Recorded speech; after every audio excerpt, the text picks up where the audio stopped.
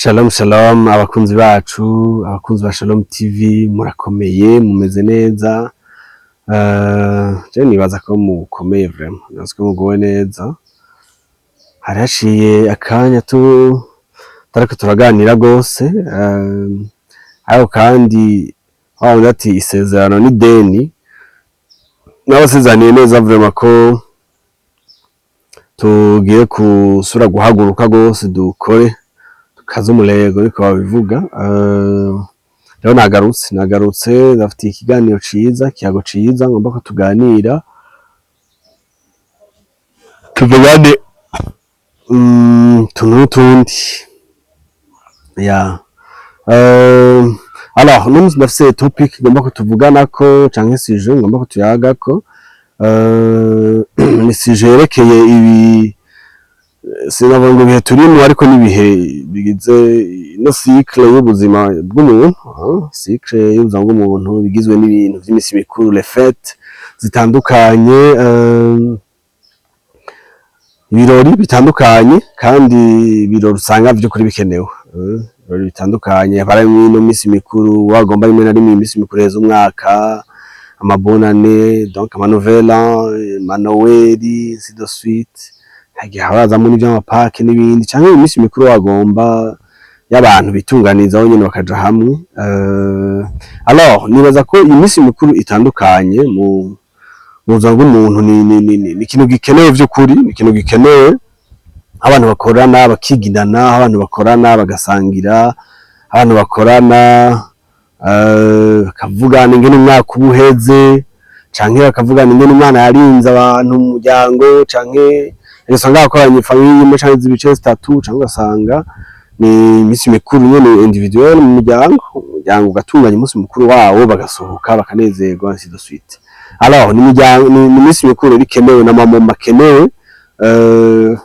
Abantu baravuga ngo mahera akora ku isi, ni mutuzitizo. Bon, nugomba kwerekana ko umuntu ntiyobaho atanezerwa canke adaprofita ubuzima, atinjoyinga ivyo bihe bitandukanye vyo mu buzima. Donc ni ibintu biba bikenewe sana vy'ukuri, ibintu biba bikenewe gose.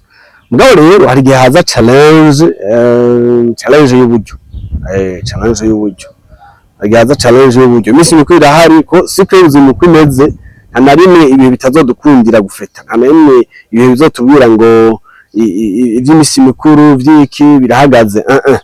Kw'isi itunganije no kw'ibihe bitunganije, semo mazamaho ahubwo mbere aho uko umwaka uza uwundi ukinjira niko ibihe sinavuga ngo yamerera, ahubwo niko ibihe bigwira, niko ibihe bihabwa ama importance byo gukorana les fêtes, abantu bakaja hamwe bagasangira bagusohoka, ainsi de suite.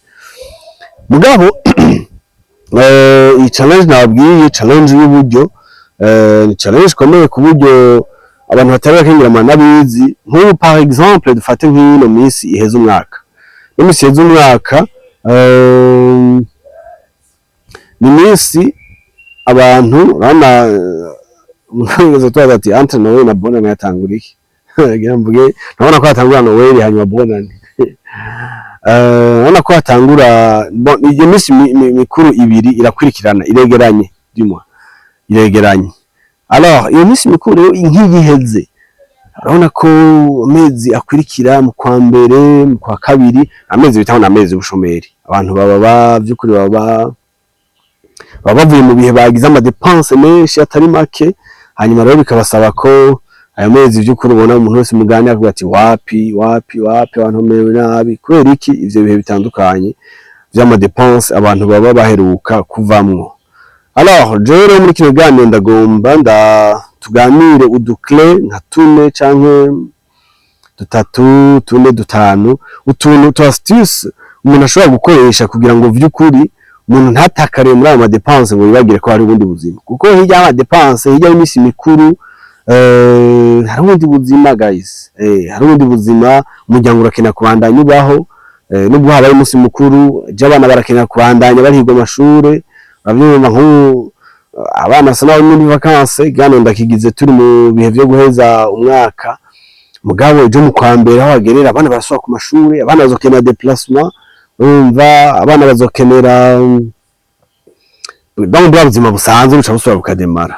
Alors rero iyo umuntu atabaye kuba maso muri ivyo amadepense ajanye n'imisi mikuru bitandukanye, hari ubundi buzima buhungabana, sivyo? Hari ubundi buzima bugira déséquilibre. Nifuza kubapartaja utu tuntu dukeyi vraiment twafasha abantu ngene kamwe badatakara muri ibintu by'amadepense n'amaconsommation gusa, mugabo hakabaho iyo équilibre, hakabaho uko kubaza umutima imbere y'ivy'amaconsommation, sivyo? Ikintu ca mbere, akastuce ka mbere ni kino kintu cyo kudatwagwa n'ibigumbagumba iyo hageze les consommation. Kudatwagwa n'ibigumbagumba, kudatwagwa n'ibigumbagumba, gushobora kumaintenir cyangwa gushobora gukontrola cyangwa kugera ibigumbagumba iyo hageze amaconsommation, kubera ko haza akantu bisaba ko by'ukuri umuntu yuguruka amaso akidentifia cyangwa akabona umutego w'ibi bintu bita ibintu vya marketing, ibintu vya marketing. Hari ibintu bita ama promotion, hari ibintu bita ama solde. Ibintu umuntu aravye nabi, ibintu bishobora kwegera umuntu mu madepense utanashize muri gahunda vraiment. Utanashize muri gahunda ukumva amatelefone yagabanijwe, turi ma promotion. Telefone akayikora ko 50,000 kumva wogura. Kandi ntivyari muri gahunda. Urayumva cyane ati turi muri solde, urumva. Pana wakumbura yarizi bibwa nka 100,000 kumva ati ni 70 ni 80, ugasanga batereka nguri, kandi ugasanga iryo gura ntiyayitekanije, ntiya muri gahunda. Rero akantu ko kumenya ko iki kintu n'umutego, akantu ka marketing k'amasolde k'ibintu by'ama promotion n'umutego umuntu aravye nabi ushobora kugwamo, hanyuma ukisanga uri mu consommation atagira ibitigiri, urumva. Ikindi ni ikintu kijanye n'ingene umuntu akwiye kudevelopa attitude y'ingene umuntu akwiye gushira inge hasi akibaza igihe cyose yabageragere konsoma. Igihe cyose umuntu agira atangurire consommation, umuntu agashira inge hasi akipoza des questions, kibaza ati eske iki kintu ngira ngure kirakenewe? That's a question. Iki kintu ngira ngure kirakenewe? Iki kintu ntakiguze hari ico pfa, urumva. Iyo ni umuntu ategerezwa kwibaza, parce que ibintu mw'abantu mwe urumva ko mwe tuntu turi banal cyane dusanzwe, mugabo ibi bintu umuntu atavyibaza, umuntu ahitana n'ikije, umuntu araguza arahuye n'ikaraguza, umuntu agiye umuntu akisanga ari mu ma dépense ari hejuru cyane, kandi bikonona ubundi butonde bw'ubuzima, sivyo? Donc umuntu agashira ngo hasa kibaza ibintu ngira ngure birakenewe.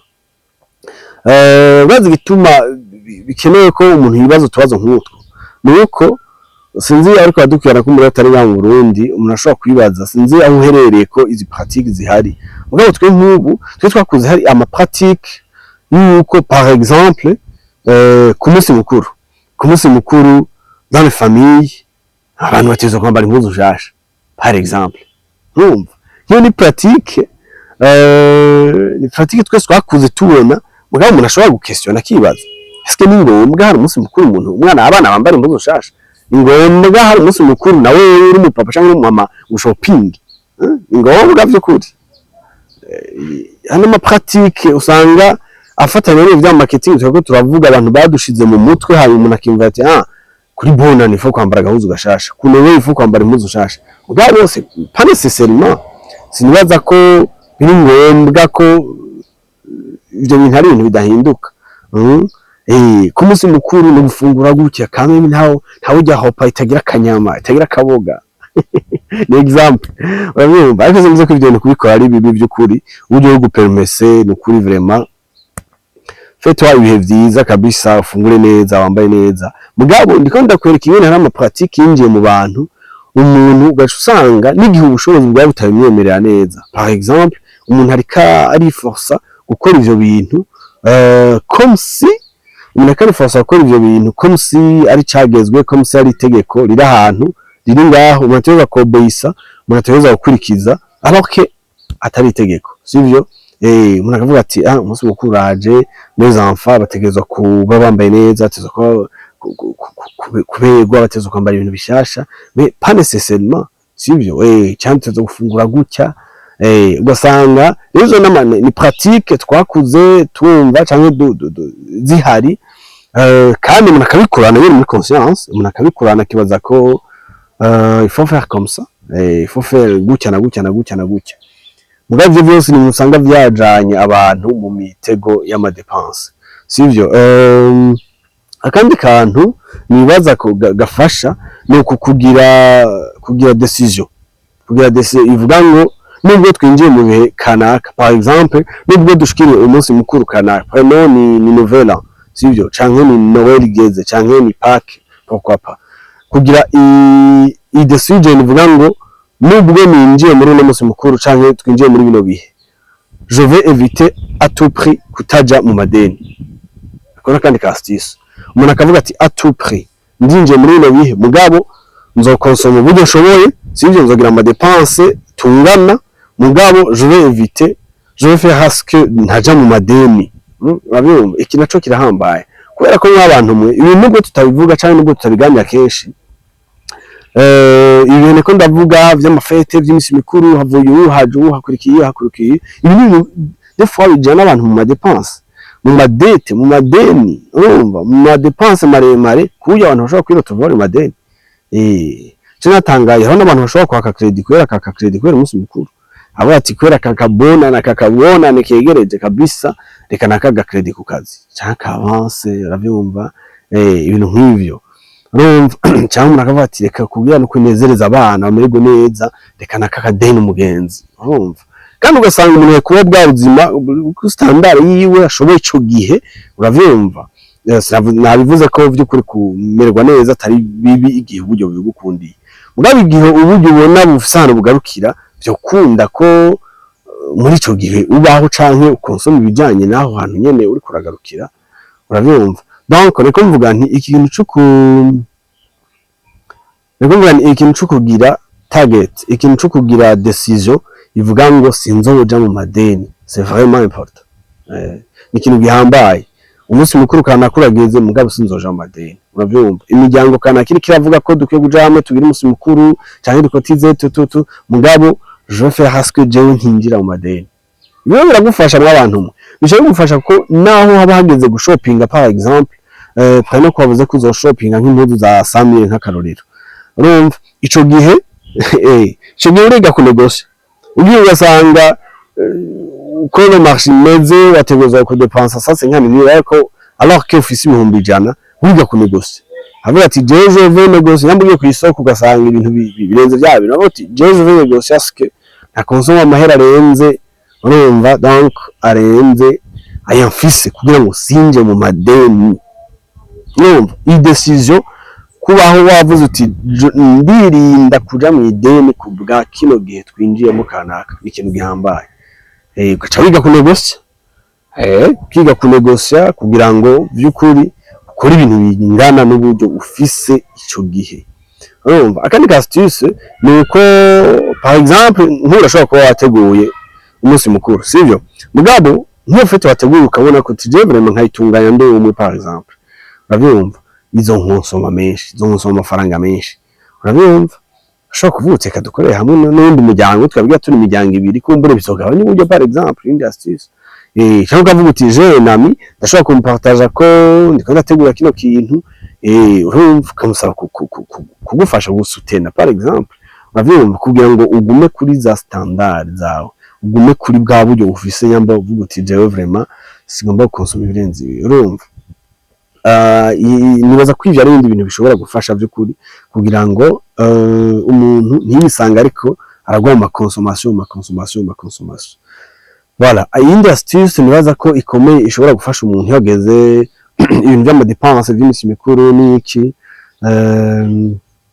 ni ikintu cyo kwiyumvira ambije kanaka sivyo, uburyo kanaka, amafaranga kanaka, umuntu avuga ati sinzorenza n'amafaranga. Ikintu kirahambaye mu abantu, umuntu akavuga ati twinjiye par exemple muri Noël sivyo, jewe sinzorenza consommation y'ibihumbi 200 mu muryango, bije 200.000 niyo dufise dutegereza kutayirenza.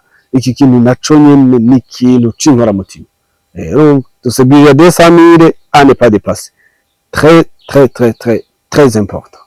Urumva twinjiye muri novela canke twinjiye muri park canke dusa amafete y'imiryango gira ikorane, urumva tukadukorere hamwe. Umuntu akavuga ati hariho umuntu ntarengwa, urumva afise imiryango bakavyumvikana mu rugo. Monsieur na madame kumvikana tumviriza rero ibintu imisi mikuru ni twinjiyemwo ntituzorenza consommation za 100.000 canke za 200.000 canke donc amahera kanaka mugabo mukiha amount fixe vuga muti faire que tutadepassa aya mahera. Naco ni ikintu kiri important gifasha umuntu kutagwa mu bintu vy'ama dépenses ari exagéré, sivyo? Kutagwa mu bintu vy'ama dépenses ari exagéré arenze, voilà.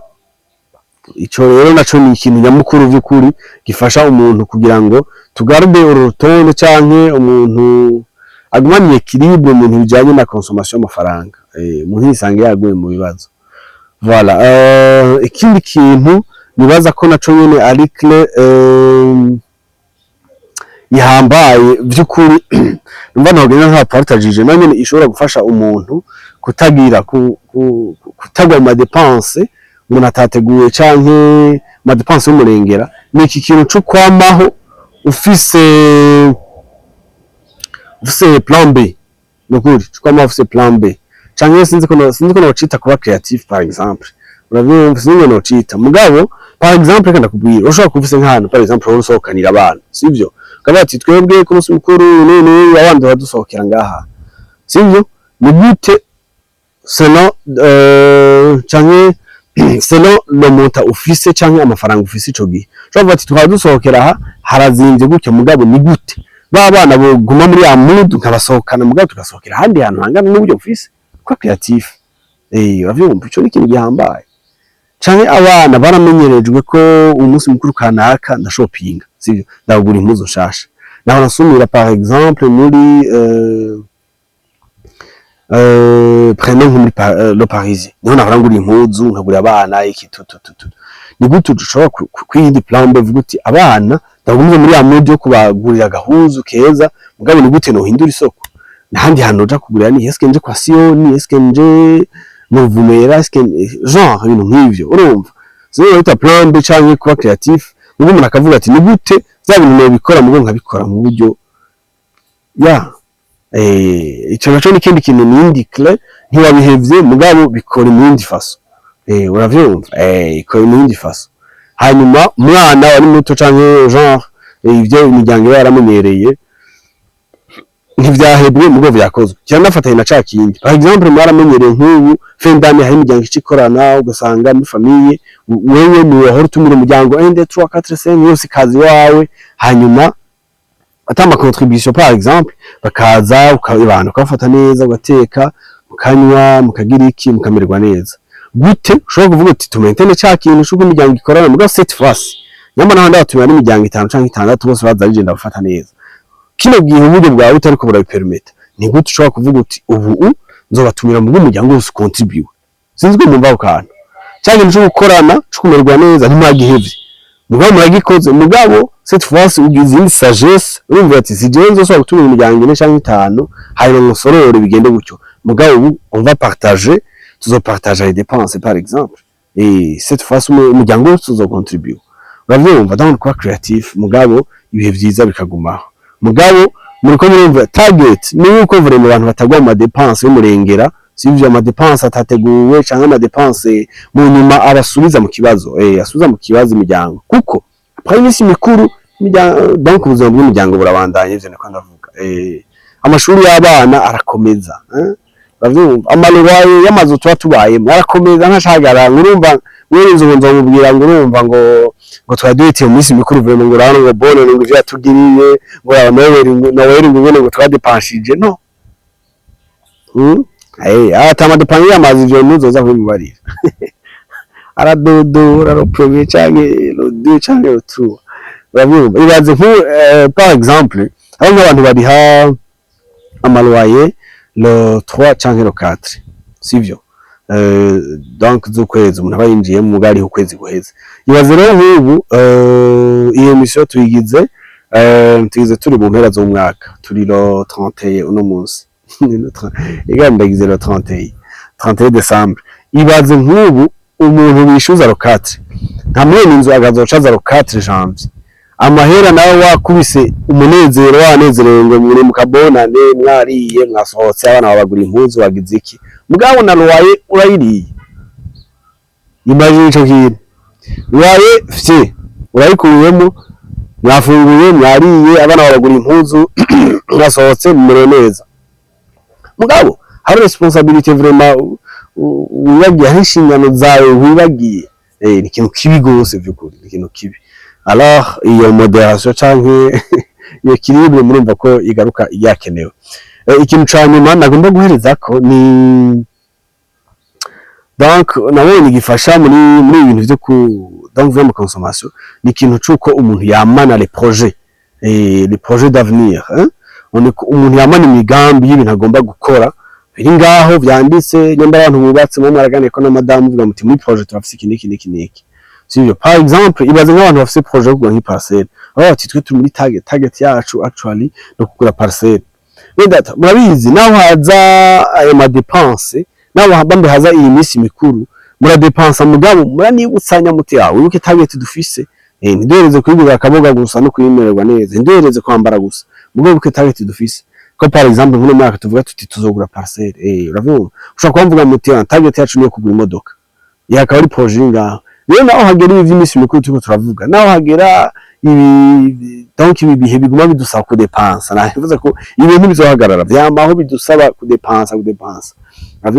abana vyigiye izi vya marketing ko ndababwira bafise n'ingene batwensita kugura bafise n'ingene badomeka badushaka cyane bakadusaba ku dépense nyene kandi bavye nabi n'imitego abantu benshi tugwamwo umuntu atabizi na conscience y'utana mubwiye yuko abandi bantu na strategie bariko baragira kugira urekure kore mu mufuko kore kuri konte donc dépense mugabo yo hari ces projets d'avenir zihari yo hari ayo ma projet imiryango bafise naho tubari mu muryango uri umusore uriko adukurikirana canke uri umukobwa uri umujene dimwe kuba ufise target kana ko vuga uti je projet yanje ni par exemple ngomba kugira mariage uri mu bihe byo kwitegura mariage uravyumva kwa koresha intebe cyangwa kuragira kuba ufise ibyo hari ama dépense udapfa gusimbiramo ama dépense udapfa gusimbiramo kuvuga uti ya projet yanje mariage ya equipement ndiko ndagira ndiko ndipanga